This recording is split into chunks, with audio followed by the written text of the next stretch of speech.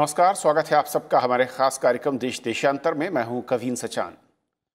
Medical tourism के क्षेत्र में भारत दुनिया में एक प्रमुख डेस्टिनेशन के तौर पर उभरा है और पिछले एक दशक में औसतन हर रोज 860 से ज़्यादा विदेशी पर्यटक चिकित्सा कारणों से भारत पहुंचे हैं। दुनिया भर में हर साल करीब 1 करोड़ से ज़्यादा लोग इलाज के लिए किसी न किसी तरह के मेडिकल सपोर्ट के लिए दूसरे देश की यात्रा करते हैं और मेडिकल टूरिज्म के मामले पर 41 देशों की सूची में भारत फिलहाल 5वें नंबर पर है। लेकिन एशियाई देशों में चिकित्सा पर्यटन के लिहाज से भारत टॉप पर है। और अगर देखें कि दुनिया भर में तो देश में इस वक्त जो विदेशी पर्यटकों से कमाई होती है, आय होती है, उसका एक बड़ा हिस्सा इसी मेडिकल टूरिज्म से ही आता है। और ऐसे में 2014 में जब हम देखें तो देश में 1.39 लाख से ज़्यादा मरीज इलाज के लिए आए थे, यानी कि एक साल में। और अब 2019 के जो आंकड़े हैं उसमें यह आंकड़ा करीब 7 लाख पर पहुंच चुका है। तो आज समझेंगे कि किस तरीके से मेडिकल टूरिज्म में भारत हावी हो रहा है और एक प्रमुख डेस्टिनेशन के तौर पर नजर आ रहा है। लेकिन अभी भी जो हिस्सेदारी है वो कितनी कम या ज़्यादा है और इसको बढ़ाने की दिशा में कोविड के बाद किस तरीके से हम संभावनाएं देखते हैं और उस नज़रिए से हमारे पास जो नीतियां हैं, पॉलिसी हैं, वो क्या हैं और उसमें किस तरीके से सुधार की ज़रूरत है और इंडस्ट्री क्या कुछ और उम्मीद करती है सरकार से। और हमारे साथ आज इस कार्यक्रम में शामिल हो रहे हैं 3 खास मेहमान। हमारे साथ उर्वशी प्रसाद हैं, public policy specialist, NITI Aayog से, आपका स्वागत है। हमारे साथ डॉक्टर आलोक रॉय हैं, फिक्की से हैं, हेल्थ सर्विसेज देखते हैं, आपका स्वागत है सर। और सुष्मी डे हैं, assistant editor, times of India, आपका स्वागत है मैम। शुरुआत में उर्वशी आपसे करना चाहूँगा कि जिस तरीके से हम देखते हैं आंकड़े और ख़ास तौर पर अगर हम 2009 से और 2019 के 11 साल के आंकड़ों को देखें तो यहाँ पर काफ़ी तेज़ ग्रोथ नज़र आ रही है। हालांकि बीच में कुछ वर्षों में वो ग्रोथ थोड़ी कभी कमज़ोर हुई, लेकिन कहा यह जा रहा है कि कोविड के बाद अब एक नया पोटेंशियल दिख रहा है, नई उम्मीदें दिख रही हैं। कैसे आप देखती हैं इसे? पिछले कुछ सालों में काफी बढ़ा है मेडिकल टूरिज्म भारत में। कुछ उसकी वजहें हैं। एक तो है कि जो हमारे यहाँ हेल्थ केयर की फैसिलिटीज हैं वो ज़्यादा बेहतर हुई हैं। एक अंतर्राष्ट्रीय स्तर तक बहुत फैसिलिटीज पहुंच गई हैं, जो हम अक्रेडिटेशन कहते हैं, जो हम क्वालिटी असेसमेंट की बात करते हैं। तो एक तो हमारा एक नेशनल एक्रेडिटेशन सिस्टम है, एक इंटरनेशनल है, जॉइंट कमीशन इंटरनेशनल के नाम से एक एक्रेडिटेशन सिस्टम होता है। तो उसके तहत भी हमारी बहुत सी ऐसी भारतीय हॉस्पिटल हैं, हेल्थ केयर फैसिलिटीज हैं जो उसमें भी आ गई हैं। तो एक तो स्तर बढ़ा है क्वालिटी का और अस्पताल अवेलेबल हुए हैं देश में। जो हमारे यहाँ कॉस्ट है वो बाकी देशों के मुकाबले काफी कम है बहुत से प्रोसीजर के लिए। अगर आपको बाईपास सर्जरी करानी है तो भारत में आप $7,000 $8,000 में जो करा सकते हैं, वो बाहर आपको 15,000 16,000 या उससे भी ज्यादा अधिक कीमत उसकी देनी पड़ेगी डॉलर में। मैं बात कर रही हूँ। तो एक बड़ा फैक्टर रहा है। तो और जो ई वीजा के नॉर्म हैं, जो मेडिकल वीजा के जो एक नॉर्म्स हैं, रूल्स हैं, वो काफी हद तक उनमें बदलाव लाए गए हैं। ये कोशिश की गई है कि लोग और आसानी से मेडिकल वीजा पे भारत आ सकें, अपने अटेंडेंट्स को भी ला सकें। तो ये कुछ वजहें हैं, लेकिन जैसे आपने कहा कि इसमें आगे पोटेंशियल बहुत है। और खास तौर से कोविड के बाद जो हमारा वेलनेस टूरिज्म एक कहलाता है, जो आयुष का पोटेंशियल है उसको यूज करने के लिए, वो बहुत है। तो उसके बारे में और भी हम चर्चा कर सकते हैं, लेकिन वो एक प्रमुख चीज है जो हमें देखनी है। और ऐसी और बहुत पॉलिसीज हैं जिन पे और काम करना है। लेकिन कुछ ये मेन वजहें हैं जिनकी वजह से ये बढ़ा है पिछले कुछ सालों में। डॉक्टर आलोक जी, अगर हम देखें जो एक मोटे तौर पर आकलन है फिक्की और IMS हेल्थ इंडिया की ओर से कि 2020 और 2021 की जब हम बात करते हैं, हालांकि 2020 कोरोना की भेंट चढ़ गया, लेकिन करीब $9 अरब का इसमें एक नज़र आ रहा था जो मार्केट था, अगर हम मेडिकल टूरिज्म की बात करें। लेकिन कुछ स्टडी अब ये भी कहती हैं कि कोरोना के बाद जिस तरीके का ट्रस्ट भारत में मेडिकल सेक्टर को लेकर नज़र आ रहा है और जिस तरीके से हमने कोरोना में जीत हासिल की है अब तक, जो आंकड़े हैं उसके बाद ये और बढ़ने की उम्मीद है। इंडस्ट्री इसे कैसे देखती है, और पिछले अगर मैं एक दशक की बात करूं, किस तरीके से इंडस्ट्री ने इंटरनेशनल जो नॉर्म्स हैं और दूसरी तरफ जो प्राइसिंग है उस दिशा में अपने कदम आगे बढ़ाए हैं?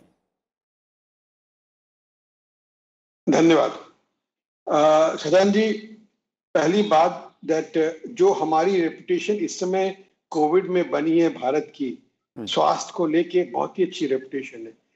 ये समय है कि हम सबको मिलके भारत सरकार को और private health care stakeholders like FICCI, national health, CII, we should all get together with Bharat सरकार के साथ मिलके हमें ये जो अपना जो हमने रेपुटेशन बनाई इसको लेके हमें विदेश जाना पड़ेगा, लोगों को बताना पड़ेगा कि जो है ये सुविधाएं उपलब्ध है।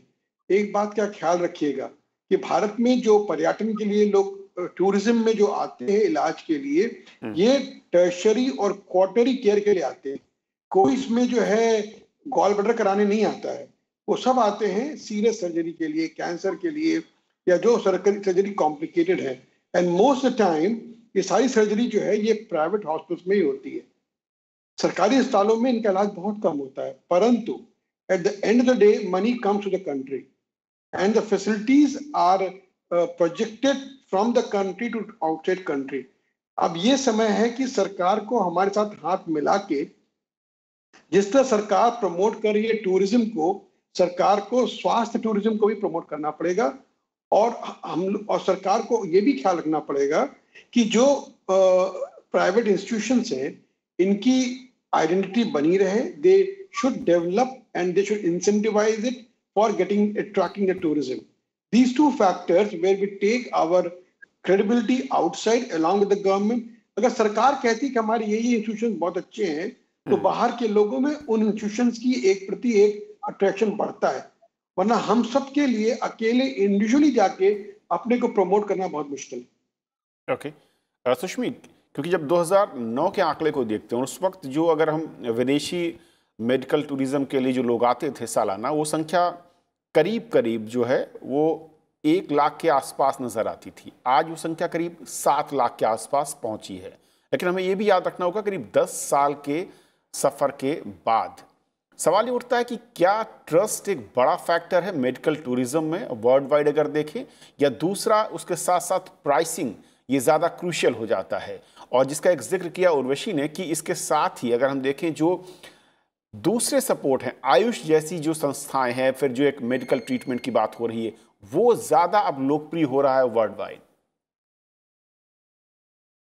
कविंद्र, बिल्कुल सही कहा आपने। मेरे हिसाब से 3 इम्पोर्टेंट चीजें हैं जो मेडिकल टूरिज्म के लिए बहुत इम्पोर्टेंट है, और भारत को इस महत्वपूर्ण जगह पे ला करके खड़ा किया। जो आपने ग्रोथ बताया पिछले 10 सालों में करीब 300-350% का ग्रोथ होगा।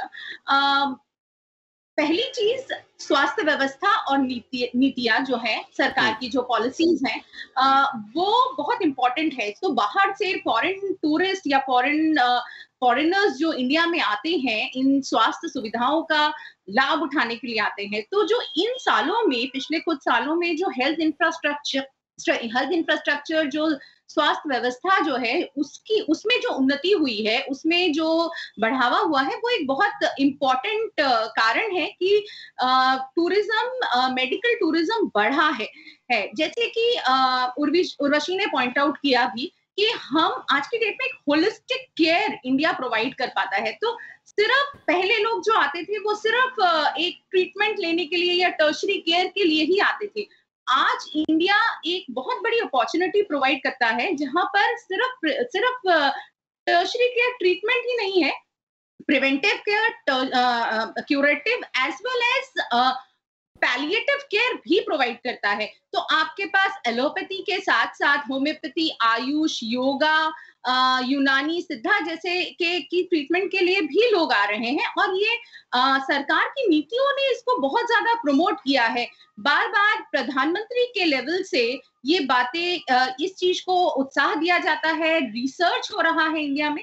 तो और बहुत ही ज्यादा होलिस्टिक केयर अप्रोच तैयार हुआ है, एक प्लेटफॉर्म तैयार हुआ है। इंडिया एक बहुत बड़ा प्लेटफॉर्म बन के उभरा है वर्ल्ड सिनेरियो में जहां पर तीनों लेवल पे प्रिवेंटिव, क्यूरेटिव एवं उसके साथ साथ पैलिएटिव केयर के लिए भी लोग आते हैं। तो ये एक बहुत इंपॉर्टेंट चीज है। दूसरी चीज कॉस्ट इफेक्टिवनेस जो है, ये सारा ट्रीटमेंट इंडिया एक बहुत ही सस्ते दामों पे उपलब्ध कराता है। तो अगर आप पश्चिमी देशों के कंपेयर करें, तो अगर हमारे यहाँ जो ट्रैफिक आता है वो ज्यादातर सार्क कंट्रीज से या साउथ अफ्रीकन कंट्रीज से मेडिकल टूरिज्म के लिए लोग आते हैं। तो ये लोग इंडिया में आने की बजाय अगर पश्चिमी यूरोप या यूएस में जाए, तो यही चिकित्सा कम से कम 50% ज्यादा 50% ज्यादा एक्सपेंसिव होगी। तो हम आधे से भी कम रेट पर ये ट्रीटमेंट प्रोवाइड करते हैं इन लोगों को। सो इसलिए भी इंडिया एक प्रेफर्ड डेस्टिनेशन के रूप में उभरा है। और तीसरी और बहुत इंपॉर्टेंट बात जो आपने कही, विश्वसनीयता। इंडियन डॉक्टर्स की विश्वसनीयता बहुत ही मायने रखती है।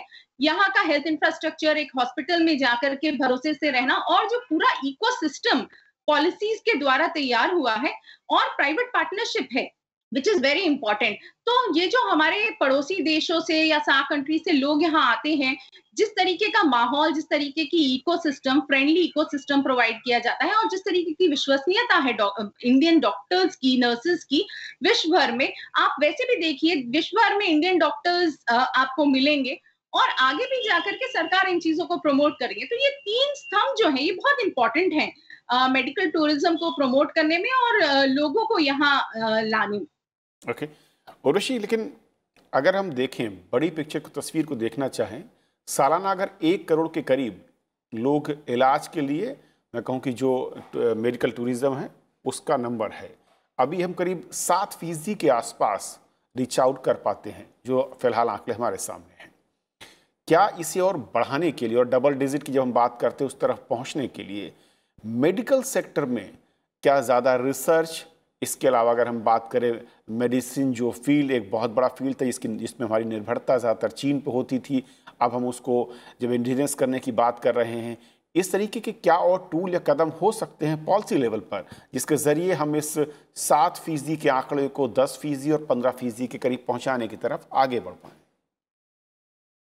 जी, इसमें काफ़ी चीज़ें हैं, 2-3 मैं बड़ी बातें कहूँगी। एक तो जो हेल्थ इंफ्रास्ट्रक्चर ही है हमारा, उसमें हम ज़्यादा एक्सपेंशन करना चाहिए, और करने की हमारी कोशिश भी है, क्योंकि वरना क्या होता है कि जो कुछ बड़े-बड़े अस्पताल हैं, वो हमारे कुछ शहरों में कॉन्सेंट्रेटेड हैं। तो उसको एक्सपैंड करना, वो तो खैर हमारी जो खुद की पॉपुलेशन है उसके लिए भी ज़रूरी है, लेकिन उससे मेडिकल टूरिज्म, अगर आपके उतने ज़्यादा अस्पताल होंगे, उस स्तर के होंगे, तो आप उतने ज़्यादा मेडिकल टूरिस्ट भी अट्रैक्ट कर सकते हैं। तो एक तो एक्सपेंशन जो है हेल्थ केयर फैसिलिटीज का, वो चाहे डोमेस्टिक पॉपुलेशन के लिए हो, चाहे हमें मेडिकल टूरिस्ट अट्रैक्ट करने हैं, वो हमें करना है, और उस पर सरकार का जोर भी है, लेकिन हमें और भी देना है, जो कि बहुत अनटैप पोटेंशियल वरना रह जाता है अगर कुछ ही ऐसे राज्य हैं जहां हम ये बड़ी बड़ी सुविधाएं या अस्पताल लोगों को दे पाते हैं। तो एक वो बात है। दूसरा, इसमें एक बड़ा इंपॉर्टेंट लिंक स्किलिंग का भी है और नौकरियों का भी है, जो सरकार देखने की कोशिश कर रही है, जो कि आप इसमें अगर लोगों को स्किल करेंगे तो नौकरियां देने का भी बहुत बड़ा पोटेंशियल है आपको अपनी यहाँ पे डोमेस्टिक पॉपुलेशन को। और अगर ट्रेन्ड लोग होंगे तो वो ट्रस्ट फैक्टर भी उससे बढ़ेगा, जो कि वरना कई बार क्या हो जाता है, कुछ लोग, जैसे कभी कोई रिपोर्ट आ गई किसी इंटरनेशनल पेपर में कि कोई इनफॉर्मल टाउट मिल गया उनको, उससे परेशानी हो गई, एकदम से ऐसी खबरों से कई बार रेपुटेशन आपकी एकदम से हिट लेती है। तो जितना आप स्किलिंग लाएंगे, जितना आप ट्रेन्ड लोग लाएंगे, जितना आप उस तरह के सिस्टम प्रोसेस लाएंगे, उससे ट्रस्ट भी ऑफ कोर्स आपका बेहतर होगा।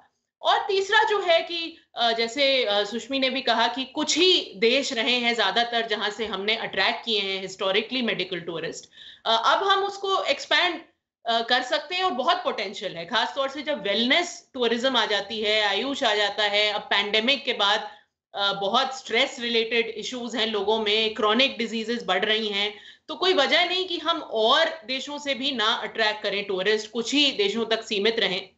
तो उसके लिए हम एक्सटर्नल अफेयर्स मिनिस्ट्री के साथ भी काफी कुछ कोशिश कर रहे हैं कि उसको प्रमोट करें एक ज्यादा ब्रॉडर लेवल पे इंटरनेशनली, और उसको मार्केट करें अच्छे से। तो ये मुझे लगता है अगर 2-3 चीजें हम एड्रेस करेंगे, जो कि एक है भी फोकस पॉलिसी में, तो हम इस नंबर को और बढ़ा सकते हैं। डॉक्टर आलोक, जैसे कि मैं आंकड़े देख पा रहा था कि जो भी अभी विदेशी टूरिस्ट आते हैं मेडिकल टूरिज्म के लिए, 27% हिस्सा महाराष्ट्र में है और उसमें भी 80% सिर्फ मुंबई फोकस्ड है। और इसके बाद नंबर आता है 15% चेन्नई और करीब 7% केरल। यानी कि अभी भी जैसा कि कहा उर्वशी ने, बहुत महत्वपूर्ण हो जाता है कि कुछ पॉकेट्स तक ही ये ज़्यादा सेंट्रिक नज़र आता है। वजह क्या है? क्या बाकी राज्यों में उस तरीके का इंफ्रास्ट्रक्चर या मेडिकल जो सुविधाएं और जो ग्रोथ होनी चाहिए थी वो कमज़ोर नज़र आती है? स्टेट लेवल पर इस पर ज़्यादा फोकस करने की ज़रूरत है। और दूसरा मेरा सवाल कि क्या कहीं ना कहीं क्लिनिकल ट्रायल और जो मशीनरी डिपेंडेंस है, वो अभी भी कहा जाता है कि जो मेडिकल इक्विपमेंट हैं उनमें से ज़्यादातर हम इम्पोर्ट करते हैं और वो भी एक बड़ी कॉस्टिंग उसके पीछे होती है। और दूसरा क्लिनिकल ट्रायल, क्या इसको लेकर पॉलिसी लेवल पर आपको लगता है कि कुछ और ढील देने या नियमों को बदलने की जरूरत है? रविंद्र जी, आपने बहुत ही अच्छा सवाल उठाया है कि क्यों जो है ये मेडिकल टूरिज्म जो है लिमिटेड है 3-4 शहरों में। पहला और first and foremost importance in medical tourism is connectivity. जिस जगह से डायरेक्ट फ्लाइट जो पहला टच डाउन पॉइंट होता है, वहीं पे ज्यादातर मरीज आते हैं। कोई मरीज जो बाहर से आता है वो 2 जगह फ्लाई करके जाना नहीं चाहता है, because Bombay, Delhi and Kerala, because of उनकी बहुत सी पॉपुलेशन बाहर सेटल्ड है। These 3 people attract medical tourism in maximum number. बहुत से लोग अब अहमदाबाद भी जाते हैं। कलकत्ते में जहां से डायरेक्ट फ्लाइट है वहां से लोग आते हैं। मद्रास की जहां से फ्लाइट डायरेक्ट है वहां से लोग आते हैं। तो connectivity is the first and foremost. I give small example. हमारी जो है म्यांमार के साथ हफ्ते में एक बार फ्लाइट थी एयर इंडिया की, कलकत्ते से म्यांमार के बीच में। हमें गिने चुने मरीज मिलते थे। म्यांमार से थाईलैंड की हर रोज 5 फ्लाइट है, ज्यादातर मरीज वहां चले जाते थे। मणिपुर में म्यांमार के बहुत से मरीज आते हैं क्योंकि बॉर्डर क्रॉस करके जाना बड़ा आसान होता है। तो connectivity is first and foremost. If you really want to promote medical tourism, ये सरकार के हाथ में बहुत ज्यादा है, बल्कि हमारे हाथ में। अगर सरकार इस पे डिटरमिन हो जाए कि हमें मेडिकल टूरिज्म प्रमोट करना है, ये हो जाएगा। हमें कनेक्टिविटी दे दें, हमें वहां जाके लोगों से मिलवा दें, और कुछ चाहिए। हमें 2 तरह के मरीज मिलते हैं मेडिकल टूरिज्म में, याद रखिएगा। एक मरीज होते हैं जो बहुत लो तबके के होते हैं, जो खाली दाम के लिए या पैसे के लिए यहाँ पे आते हैं। वो मरीज हमारे हिंदुस्तानी मरीजों को रिप्लेस कर देते हैं। वो मरीज हमारे लिए ठीक है, लेकिन इतने अच्छे नहीं है। हमें वहां के एलीट को लेके आना है, जो सिंगापुर, मलेशिया या थाईलैंड जाते हैं, या यूके आते हैं, या यूएसए जाते हैं। उनको अट्रैक्ट करने के लिए हमें सरकार से हेल्प चाहिए। Clinical trials doesn't help much in medical tourism, लेकिन clinical trials give a confidence to a hospital. Okay. And equipments, every hospital, big hospital in this country which attracts medical tourism, जो लोगों को attract करता है, उन सबके पास सब equipment है। लेकिन अनफॉर्चुनेटली 2 चीजें अब फिर हैं। एक चीज और मैं कहना चाहूंगा इस समय आपके थर्ड क्वेश्चन को, कि हमें हर मेडिकल इक्विपमेंट को जो हम बाहर से लेके आते हैं, हमें टैक्स देना पड़ता है, और हमारे पास कोई चारा नहीं इसको पेशेंट को पास ऑन करने के अलावा। और हमें कोई इनपुट टैक्स पे क्रेडिट नहीं मिलता है जीएसटी में। तो हमें सब जो हमें पैसा देते हैं हम जीएसटी, वो हमें पेशेंट से लेना पड़ता है। सो अगर ये चीजें थोड़ा सा हमें राहत मिल जाए, टैक्स में थोड़ा सा हमें राहत मिल जाए जीएसटी में, तो हम अपने दाम को और कम कर सकते हैं।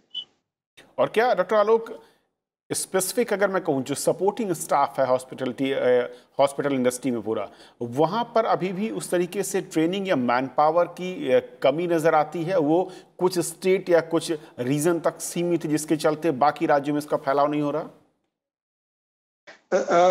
कविंद्र जी, इसका कारण, पहला कारण ये है सबसे बड़ा, इस समय हर प्राइवेट हॉस्पिटल मेडिकल टूरिज्म को लाने में बड़ा उत्सुक है, क्योंकि हमारे रास्ते यहाँ पे बहुत धीरे कम होते जा रहे हैं। As universal health care is growing, हमें पर फोर्स बाहर से मरीज लाने पड़ेंगे। तो हम लोग जो है, जो बड़े बड़े अस्पताल हैं, वो सब एकदम तैयार हैं लोगों को लाके उनकी सेवा करने में। जो छोटे शहर है, वहां पे वो लोग अभी भी स्ट्रगल कर रहे हैं अपनी लोकल पॉपुलेशन से। हमारे यहाँ रेशियो ऑफ बेड और पॉपुलेशन का बड़ा खराब रेशियो है। हमारे पास उतने अस्पताल नहीं जितने हमारे पास मरीज है। तो जो जनरल हॉस्पिटल, जो छोटे हॉस्पिटल छोटे शहरों में है, वो अभी भी अपने लोकल मरीजों से ही जूझ रहे हैं। मेडिकल टूरिज्म तो वहीं पे होगा जहां पे लोगों के पास स्पेयर कैपेसिटी है एंड स्पेयर कैपेबिलिटी है। तो ये जो है बहुत ही लिमिटेड हाई एंड हॉस्पिटल या हाई एंड गवर्नमेंट हॉस्पिटल में संभव है। जब मैं 20 साल पहले 25 साल पहले ऑर्डिनेट इंस्टीट्यूट में काम करता था, तब वहां के सारे हमारे अफगान से मरीज ऑर्डिनेट इंस्टीट्यूट में आते थे, क्योंकि एक भी प्राइवेट हॉस्पिटल नहीं था। Today in government hospital medical tourism बहुत ही लिमिटेड हो गया है। They are all restricted to the private hospital, but we need to attract the elite, not the general class. Okay Urvashi, ये एक बड़ा क्रूशियल पॉइंट है जो डॉक्टर आलोक कह रहे हैं कि अगर हम पॉपुलेशन के लिहाज से, चाहे वो डॉक्टर्स की बात करें या फिर पॉपुलेशन के नज़रिए से हम बेड की बात करें, इसे भी हमें जब तक हम उस लेवल पर इंक्रीज़ नहीं कर पाते हैं ताकि बर्डन कम हो, उस तरीके से क्राउडेड ना दिखें, तब तक हम मेडिकल टूरिज़्म को स्प्रेड नहीं कर सकते हैं इंडिया के अलग अलग राज्यों में, क्योंकि बहुत ज़्यादा डेंसिटी कई राज्यों में नज़र आती है और उसके चलते बहुत ज़्यादा बर्डन भी नज़र आता है। जी बिल्कुल, और वही जैसे मैं कह रही थी कि अभी बहुत कंसंट्रेशन है, जो कि जो फैसिलिटीज हैं वही कंसंट्रेटेड हैं, और दूसरा स्किलिंग और ट्रेनिंग का हमारा बहुत इशू है अक्रॉस द हेल्थ सेक्टर। और इस जब तक हम ये नहीं एड्रेस करेंगे फंडामेंटली, जो कि प्राथमिकता तो देखिए अपने पॉपुलेशन को हेल्थ केयर देना, वो तो प्रायोरिटी रहनी ही पड़ेगी और रहनी ही चाहिए। आप मतलब मेडिकल टूरिज्म उनके एक्सपेंस पे तो खैर नहीं हो सकता है। तो वो बैलेंस हम तभी ला पाएंगे कि हम अपना डोमेस्टिक पॉपुलेशन नीड्स भी मीट करें और मेडिकल टूरिज्म को भी अट्रैक्ट करें, जो कि अल्टीमेटली वो भी इकोनॉमी में बहुत अच्छा कंट्रीब्यूशन देता है। तो ये जो एक कॉन्फ्लिक्ट कई बार आ जाता है, वो तभी हटेगा जब ये हम हेल्थ केयर फैसिलिटी एक तो हर जगह उस स्तर की पहुंच पाएगी, एक बेसिक क्वालिटी, जो मैं कह रही थी, एक बेसिक स्टैंडर्ड ऑफ केयर बहुत जरूरी है, जो कि फैसिलिटी तो हो सकती है तरह तरह की, लेकिन अगर वो एक बेसिक स्टैंडर्ड नहीं आएगा तो फिर उससे बात नहीं बनेगी। और दूसरा जो ट्रेनिंग और स्किलिंग की है, उसमें भी एक तो हम नंबर्स की शॉर्टेज है, लेकिन उसमें क्वालिटी की भी शॉर्टेज है। तो वो दोनों चीजें, खैर इसके लिए तो बहुत अलग अलग तरह के पॉलिसी इनिशिएटिव सरकार ले रही है, चाहे वो आयुष्मान भारत हो, चाहे वो ह्यूमन रिसोर्सेज में तो तरह तरह के इनिशिएटिव सरकार लाई है। मेडिकल साइड पे अब नर्सिंग, एलाइड हेल्थ प्रोफेशनल्स पे भी सरकार जोर दे रही है। तो ये तो है ही कि हमें ये फंडामेंटल जो हेल्थ सिस्टम इश्यूज हैं, इनको तो एड्रेस करना ही पड़ेगा, तभी जाके हम अच्छे तरह से अपने पॉपुलेशन के नीड्स भी केटर कर पाएंगे और मेडिकल टूरिज्म भी साथ साथ अट्रैक्ट कर पाएंगे। सुष्मी, यानी कि इसका हेल्थ सेवा का पहला इलाज करना होगा और उसके लिए ज़रूरी है जीडीपी का जो 3% के आसपास इकोनॉमिक सर्वे ने कहा था, और बजट में इसका चर्चा भी हुई थी कि अगर हम वो इन्वेस्ट करेंगे तभी हम शायद मेडिकल सेक्टर के जरिए न सिर्फ अपने देश के लोगों की हेल्थ को, बल्कि जो इसके चलते इकनॉमी में बड़ा योगदान है, जो विदेशी टूरिस्ट आते हैं मेडिकल टूरिज्म को लेकर, हम उनको इंक्रीज कर सकते हैं और डबल डिजिट तक पहुंच सकते हैं, या फिर कोई और रास्ता? नहीं कविंद्र, बिल्कुल सही बात है, इन्वेस्टमेंट बहुत जरूरी है। आज भी प्रधानमंत्री ने जब हेल्थ बजट पर एड्रेस किया हेल्थ मिनिस्ट्री को और प्राइवेट सेक्टर को, तो उन्होंने इस बात पर जोर दिया कि इन्वेस्टमेंट हेल्थ इंफ्रास्ट्रक्चर में बहुत जरूरी है, और इसके लिए प्राइवेट सेक्टर की भागीदारी भी उतनी ही इम्पोर्टेंट है। सिर्फ सरकार की तरफ से इन्वेस्टमेंट बढ़ाना एक पहलू है, क्योंकि जब तक प्राइवेट सेक्टर आगे आकर के इसमें भागीदारी नहीं करेगा, तब तक इस तरीके का इंफ्रास्ट्रक्चर खड़ा करना मुश्किल होगा। देखिए, डोमेस्टिक नीड्स की जहां तक बात है, पब्लिक सेक्टर एक बहुत बड़ा इंपॉर्टेंट रोल प्ले करता है, सरकारी इन्वेस्टमेंट्स बहुत एक्सपेंडिचर बहुत इंपॉर्टेंट रोल प्ले करता है। पर जब हम मेडिकल टूरिज्म की बात करते हैं या इंफ्रास्ट्रक्चर क्रिएट करने की बात करते हैं, ओवरऑल इंफ्रास्ट्रक्चर जिसमें कि लैब्स, हॉस्पिटल्स, इवन दवाइयों की मैन्युफैक्चरिंग की बात करते हैं, तब प्राइवेट सेक्टर एक बहुत बड़ा रोल प्ले करता है। और इसलिए हाल के दिनों में हमने देखा है कि सरकार ने बहुत सारी चीजों में प्राइवेट सेक्टर के पार्टिसिपेशन को, उनको साथ में लेकर चलने पर बहुत ज्यादा जोर दिया है। तो आज भी प्रधानमंत्री ने कहा कि हेल्थ केयर सेक्टर में इन्वेस्टमेंट सिर्फ हमारी अपनी हेल्थ इंफ्रास्ट्रक्चर को स्ट्रेंथन करने के लिए तो जरूरी है ही, या दूर दराज के इलाकों में हेल्थ इंफ्रास्ट्रक्चर हो, पूरा स्प्रेड आउट हो, जैसे कि डॉक्टर आलोक ने और उर्वशी ने कहा कि कंसंट्रेशन है एक जगह पर और इसीलिए आज की डेट में जो मेडिकल टूरिज्म है वो भी सिर्फ महाराष्ट्र में, मुंबई में या चेन्नई में या दिल्ली में मेट्रोज में ही लिमिटेड है। अगर हम ओवरऑल इंफ्रास्ट्रक्चर दूर दराज के इलाकों में भी क्रिएट करते हैं और ये स्प्रेड आउट होता है तो और जगह से भी लोग आकर के वहां पर इन सुविधाओं का फायदा उठा सकते हैं। तो पर इसके अलावा एक बहुत बड़ा इंपॉर्टेंट पहलू है कि इन हेल्थ में इन्वेस्टमेंट से इकोनॉमी को बूस्ट मिलेगा, बाहर रेवेन्यू आएगा, लोगों को जॉब्स मिलेंगी। आप सोचिए इससे कितना ज्यादा जॉब क्रिएशन होगा एंड स्पेशली आफ्टर कोविड इसकी इंपॉर्टेंस बहुत ज्यादा बढ़ जाती है, जहां पूरी इकोनॉमी को वर्ल्ड वाइड एक धक्का पहुंचा है, इंडियन इकोनॉमी को भी धक्का पहुंचा है।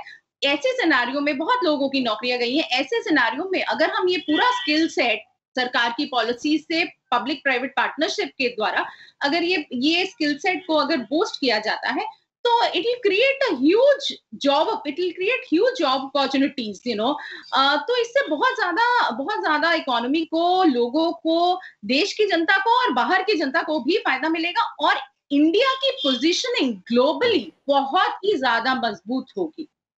डॉक्टर आलोक, एक आखिरी सवाल आपसे कि जिस तरीके के इसमें पोटेंशियल नज़र आता है पूरे के पूरे सेक्टर में, चाहे और वो ज़रूरत भी है, अगर हम देश के लोगों के नज़रिए से देखें वो बहुत बड़ी ज़रूरत है, और विदेशी अगर हम टूरिज़्म को समझें तो उसकी एक बड़ी हिस्सा इसी सेक्टर से निकलता है, लेकिन इसके बावजूद क्या वजह है कि सरकार, यानी चाहे वो सेंटर हो या फिर स्टेट लेवल पर हो, उस तरीके का निवेश या इन्वायरमेंट अभी नज़र नहीं आता जिसकी ज़रूरत है हमारी पॉपुलेशन और हमारी अब तक की नीड के नज़रिए से?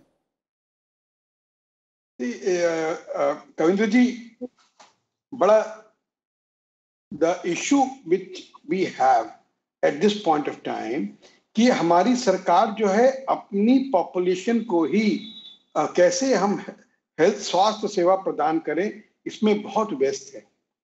लेकिन हम जो हेल्थ टूरिज्म जो है डेवलप हुआ है अपने आप हमारे नाम से। हम लोगों ने इतनी अच्छी सेवा दी कि आसपास के पड़ोसी मुल्क में जहां पे सुविधाएं उपलब्ध नहीं है वो खोज के हमें आने लगे। पहले उनको वीजा मिलने में तकलीफ होती थी, अब सरकार ने वीजा देने में आसानी कर दी है। हम अभी बांग्लादेश में परसों थे, वहां पे हमारी बात हुई वहां के डिप्टी हाई कमिश्नर से, विश्वजीत दे से। उन्होंने जो है सुविधा कैसे जल्दी उपलब्ध कराएं उन्होंने इसका इंतजाम किया है, तो वहां से लोग आ रहे हैं। तो हमारा पोटेंशियल तो बहुत ज्यादा है। सरकार ने, स्पेशली सेंट्रल गवर्नमेंट ने बहुत कोशिश की और कर रही है। स्टेट गवर्नमेंट अभी इसको लेके जगी नहीं है, अभी भी ये लोग सो रहे हैं। होपफुली दैट एक बार उनको दिखाई पड़ता है कि इससे जो है जो बाहर से मरीज आ रहा है वो हमारी इकोनॉमी को बूस्ट कर रहा है, बाहर से जो मरीज आ रहा है उससे हमें फायदा हो रहा है, ये देख के अच्छा छोड़िए फायदे की बात छोड़िए, एक सेवा करने का भी तो मौका मिलता है हमें दूसरों का, उससे हमारी ब्रांडिंग डेवलप होती है, उससे देश की हमारी एक रेपुटेशन बाहर बढ़ती है। और वो भी बहुत बेचारे हैं, अगर आप बांग्लादेश जाइएगा तो आपकी आंखों में आंसू आ जाएगा। लोग इतने, बहुत से लोग इस लायक है जिनको कुछ मिलता ही नहीं, वहां पे उनको इलाज ही नहीं मिलता है। तो अगर हम उनकी सेवा कर सकते हैं तो हमें बड़ी खुशी होगी। और हमारे पास ये सुविधाएं उपलब्ध हैं, हिंदुस्तान में है, तो अगर हमें सरकार से थोड़ी सहायता मिल जाए, अगर सरकार हमारी कनेक्टिविटी, एयर ट्रैफिक बढ़ा दे, हमें सरकार जो है उनके आने में सुविधा कर दे, उनको वीजा जल्दी दे दे, हमको ले जाके वहां प्रमोट करे सरकार के प्लेटफॉर्म पे। बाहर सरकार की रेपुटेशन, हमारी रेपुटेशन ज्यादा अच्छी है। अगर हम सरकार के साथ जाएंगे तो वहां के लोगों में एक्सेप्टेंस बढ़ेगा और वो लोग हमको चूज करेंगे। आज सिंगापुर तो यही करता है ना, आप वहां जाइए, वहां की सरकार आपको प्रमोट करती है आपके अस्पतालों को। ये चीज हिंदुस्तान को भी करनी चाहिए और इससे फायदा ही होगा। ओके सर, बहुत शुक्रिया आप तीनों मेहमानों का हमारे साथ इस चर्चा में शामिल होने के लिए, और मेडिकल टूरिज्म में क्या पोटेंशियल और किस तरीके से हम आगे बढ़े हैं, लेकिन रास्ता और जो लक्ष्य है उस तक पहुंचने के लिए किस तरीके से नीतियों में और बदलाव की ज़रूरत है और कितना और किस तरीके से निवेश बढ़ाने की ज़रूरत है, ये हमारे दर्शकों को समझाने के लिए। तो आज फिलहाल इतना ही, नमस्कार।